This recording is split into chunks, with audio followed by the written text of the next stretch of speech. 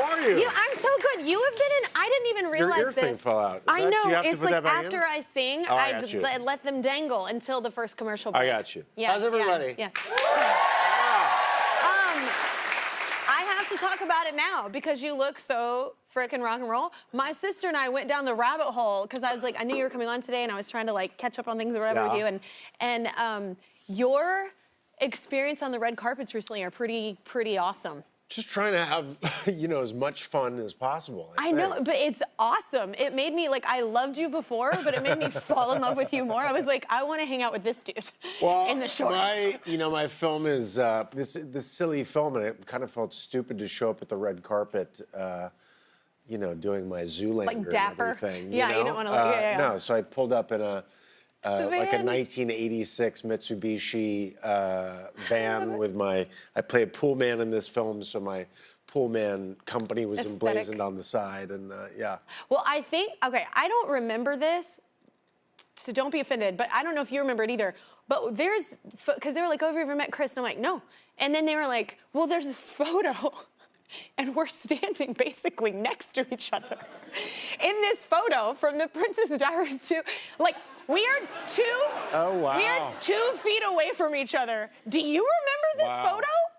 I don't. That was 20 years ago. I know, but I don't remember. And they're always asking me like, hey, have you met? And I was like, no, never seen him, never been. I mean, to be fair, I didn't like recall immediately that it happened, but like you were a big deal. That particular year, you and. Wait. No, hold on. But Whitney Houston's in it. Whitney Houston's in it. Julie Anderson. I understand. It was a thing. Yeah. The show. It's a big deal. Oh, American Idol. Yeah, my God, that was like. Yeah. I don't know. I watched the hell out of that show. I did not, but I was on it. But I just think it's an incredible photo to be a part of and not remember. Like Whitney Houston's in the photo. I was so nervous, Kelly. That was my first, and I guess you'd been probably prepared for it a bit more because you know, just how insane that experience is of that show, which I can't even imagine. But my own version of it was like, you know, you have your first experience of making a film with these big stars, and Anne Hathaway's a big star, and Julie Andrews is a big star, and Hector Elizondo. Yeah, it was like a lot of people in it, yeah. And then the premiere, which no one tells you, you've seen premiere photos and you've seen that whole thing, but to get the introduction of what, it's a war zone. You get out of the carpet, people immediately start shouting at you. Like aggressively shouting your name. Yeah. Not in a kind way. Look here, here, to the right. Here. Thanks, Chris. You know. Yeah, and it's always like polite at the end. Lord. Yeah. You know, I want to say the funniest thing about that is that that's the case all over the world. The one place where it's different is Japan. Oh. In Tokyo, press Even lines are silent. It's the most respectful, wonderful thing in the world. Oh. Get to Japan and get your picture taken. Yes, do it now. Yeah. You're multi-talented, and you sang in Into the Woods. I was like, shut up. Yeah, exactly. I was like, but when I saw you, I was annoyed, because I was like, oh my God, like so much talent. Like I didn't know you could sing as well until that. Hey, you're doing just No. I just mean like all the cards, and then I was even more. I'm a huge Barbra Streisand fan, and you got to sing with her. No. I would not. You're like at a level where you could probably reach out to Barbara, and I think you could probably make that happen. I would never do that. Why not? No. I'm an extrovert, but I'm very shy and stuff like that. I would never do that. Oh, that would be. I'm a huge fan of hers, and you got to sing with her. Banging. Well, I didn't get to sing with her. I sang on a track where she also happened to sing, and then recording experts. Your voices are colliding. Collided them together. Yeah. I was, so flattered, and I don't really know how that came about, because I knew I was in London when I was shooting Into the Woods, but I don't think it had anything to do with Into the Woods. I think maybe she had heard me sing Frank Sinatra or something. And anyway, she called me up, and it was so fun. She's such a sweetheart, and I get these random calls from Barbara sometimes, which are really funny. I don't know, she lives in LA, but I don't think she's ever left her environs. So I'm not sure she knew where I lived. Oh. She's about 5 minutes away. Oh, well, I think it's really great. I love your singing voice is amazing. It's great. Well, from you, that's a compliment, so I appreciate it. Yeah, I wouldn't say it if I didn't think it. Now let's look at his new film, Poolman. It's in theaters now.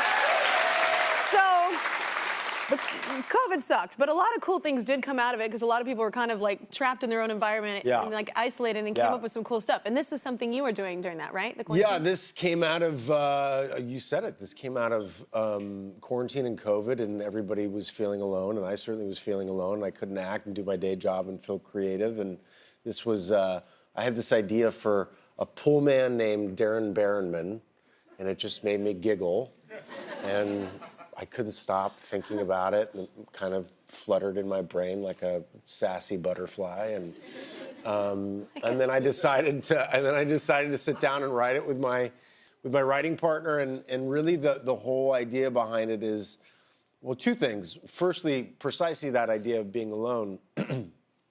Yes, quarantine was all about being alone, but speaking to what we were just talking about in teenage years and all that, you know, there's been times in my life where even in a crowded room, I feel very alone and very different and very outside and very not understood and very lonely.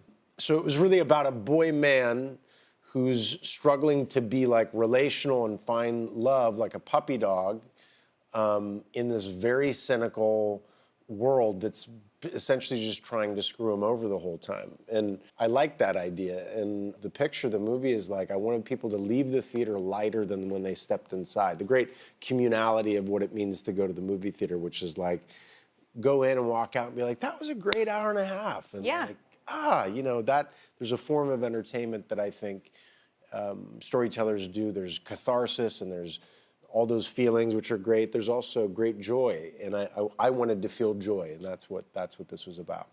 I have to ask, like, with your character, was there someone that inspired the aesthetic of your character? I mean, it's very much a vibe. Well, firstly, like Darren Barronman, Poolman, that was something.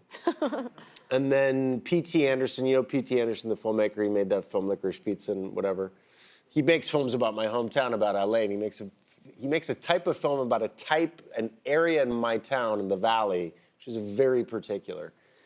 And so I was like, that's that. So I see that. I kind of see the pink shorts. Those are shorts that I wore all in my 30s. I have them framed on my wall, actually. I love you have yourself framed all over your walls. Yeah, all over. It's just pictures of me. Yes. And mirrors. Just a lot of mirrors. And tweets that I like that I printed and just put up on the wall. It's just like, you're amazing, and Chris. And also friends. I'll just hire friends to stand in my entryway. But I lost you on that. I'm wait a sorry. minute, hold on. No, it's because the aesthetic. It was the aesthetic of the show. That's right. Yeah. Okay. So then I was in Joshua. Sorry, I'm right. That's right. I had to say it. You're like... No, what else can we say on this program? I don't know. Damn? They'll edit it all out. Ah. Yeah. Anyway, so... They'll edit it all. Nothing like bombs. My editors work really hard on this show. They win Emmys left and right for it. I was in Joshua Tree, and I was standing in line for this coffee, and I saw this guy, and I was like, it's like a vision from heaven. Yeah. There are these guys, they're called dirtbag rock climbers, and it's a very specific aesthetic. And it's this short with hiking boots and like a tiny ripped tee with like mangled, like kind of like what I look like right now. And I was like, that's my man. That's Darren. And so that kind of began the whole thing. Yeah. Did it, I don't know, is it first time doing all of that? Directing, writing, producing? Like, that's a lot to take on. Did you like doing that? Yeah, it is. You know, it is. You just look so good, man. Huh? Oh, yeah. My shorts, obviously, which... Dude, Tom Selleck would be proud. Those are some great gams. I just, you know, it's like, it's those kind of shorts are just baggy. Are they? They feel tight in certain areas. No, I'm saying it's like... They feel pretty, like they're holding it all together, you know, nicely. But no, I'm not saying those are baggy. What I'm saying is you have a choice, right? Oh, okay. And this was yours. Those seem to be to do like... I love you. No, but listen, that's a practical piece of clothing. But I'm saying... If I had legs like that, I would wear those short shorts every day. I love your vibe. I think you were, honestly, when my sister and I were Googling you last night, I was like, you were meant to be a rock star. Like, you were meant to have a guitar in your hand, and you were meant to be the lead singer of a rock band. Like, Kelly, your mouth to just God's ears, saying. because honestly, I also think, wait, you should play, if they do a Chris Stapleton movie, like on Chris, you would be perfect. Chris Stapleton. I'm just saying, you sing. I want to do a Chris You Christopherson carry the, biopic too. or Chris Christopherson, love both Chris's. Chris Christopherson. Yeah. Well, I feel like Chris is like the new Highwayman. Like, I Very think, true, yeah, very true. Yeah. That is my You're all dream. named Chris. It's very weird. It's a great name. Yeah, it's not common at all. Not common at all. Just as much White, as Kelly. Anglo-Saxon, Protestant. It's like, you know what I'm gonna own? I'm gonna own this. I never know people unless it's their work. I just genuinely enjoy what they do. I don't know people, like their lives, who they're related to, who they're married to. I don't know any of that.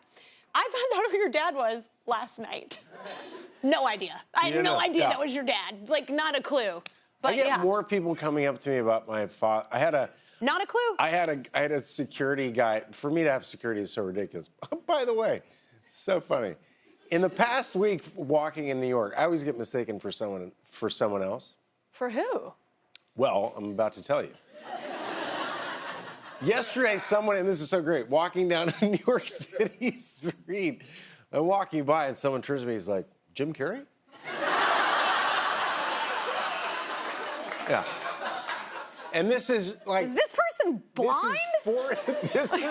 This is 4 days after someone walked by me and was like, oh, hey, Jeff Daniels. Great. So anyway, suffice it to say, I don't need security. But I was in Italy doing a thing, and I had the security guy, and he's kind of for the 2 days like looking at me, and he's like. So on the last day, I go up to to Gio, and I'm like, hey Gio, man, it's cool, let's just take a picture. He's like, Chris, your father is so important to me, Sergeant Guterres. Oh my God. He loved chips, and chips was a huge thing in Italy, and Spain, and all over there. No, it's a huge thing. I knew about it as well. Just didn't at all. Yeah. Yeah. Chris's new movie is called Poolman. In it, he plays the pool man who tries to uncover a mystery in his Los Angeles neighborhood. Well, no mysteries are greater than the eternal questions of our universe. So it's time for a new game called Playing Dice with God. Playing dice with God. You just made it a church song. I like that. I like that. Lord, are you there? All right. Well, I certainly am. What's up, Kelly? What's up, Chris? What's up, God? How you doing, Chris? I'm a big fan of your dad. Okay, listen. Of your dad. I'm just playing. It's time to roll the dice with God. Okay. G-O-D, that's me in the place to be. And here's how you shall be judged on this game. You're going to take turns rolling that die in front of you right there, and I'm going to ask you a question from whatever category on which it lands. You get the question right, you get a point. Now, if the die lands on personal, I'll ask you a question from your lives, and you have to tell the truth for a point. And I'll know if you don't because, well, I'm God, baby. And if you get your question wrong, the other person can steal. Oh, Y'all ready to roll some dice? Yes. Ladies first. Okay. Okay. Kelly, you up first. Ladies first. Here we go. Music. Oh, my feel. Nice one. Yeah. Okay. Here's a question for you. Okay. In which city did Eminem grow up near 8 Mile Road? Detroit. That's right. It is Detroit. Oh, that was easy. Oh, I like That that. was Okay. easy. Yeah, we that's right. We're kind of softballing it right Already now. kicking your My ass. turn? Yeah. That's your turn, Chris. That's your turn. Roll that dice. Personal. Personal. Oh, this is going to be fun. Okay. Chill out. Now let's get into it, Chris. Let's get into it. Okay. Chris, what do you think of when you're in the shower? Oh, no. No. Now remember, I know. No. Remember, I know, and this is daytime TV, so let's church it up a bit. Go ahead, Chris. Are you singing Since You've Been Gone? Is that what you're doing? That's true. Yeah, I'll give you a point for that. That is true. Thanks. That's true. That's true. I'll give you a point. Maybe get a personal question we get in your bathroom. Yeah, like, so yeah. Oh, personal. Oh, there we go. Mr. Donis. Okay. Don't flinch, God. Come on. Okay. Now we're going to have I'm ourselves ready. a good time. Okay. A good time. Hey, Kelly, let me ask you something. When was the last time that you skinny dipped? God is saucy. I'm worked up today. It was those shorts really that got me. honest to It was God, those man. shorts that got me. Look, this is really hard. I'm a nudist. Like, Yeah. like, I'm naked a lot. Yep. Naked. I don't even remember. I don't know the last time I skinny dipped, but I'm down. I'm down. Look, I was just talking about this in the Glam Room. We make it weird. We make nudity weird. It's funny. That is Bodies true. are funny. Bodies are cool. Like, That is very true. Yeah, we make it weird. But I can't remember. Because That's okay. You know what? I'm gonna give you a point for being down for it. You know what I'm talking about? Down for it. We're gonna have ourselves a party. As long as you're down. Uh-oh. That means it's time for skinny dipping, everybody. Get your Okay. clothes off and let's have ourselves a party. Okay. No, that means it's So time for not one daytime. more roll. And this is gonna be for 20 Personal. points right here. Personal. Yeah, come on, God. Boy. Oh boy. Okay, Chris. What's the last dream that you had when you were sleeping that you remember having? What's the last dream that you remember? Oh, that's an easy one. I have a classic stage actor, and I have this is a recurring dream where I'm backstage. It's before a play's going on that I'm in, and I have to be on stage, but I haven't rehearsed this particular play in a very long time. So I'm backstage and I'm hunting to get not only my costume on, which I can't find, but also quickly review the words to the scene that I'm about to perform. And so I either go on stage and remember it miraculously, or I go on stage and have to ad-lib the whole thing. It's terrifying. Like, Recurring. That is true. That is true. that is true, you know. That is true. I do know. I believe you. All right. Well, we've learned a lot here today about a lot of nudity, actually, for daytime, but it's okay. Thank you, God. Thanks, God. Thank you both. Chris's new movie is called Poolman. Go see it in a theater near you.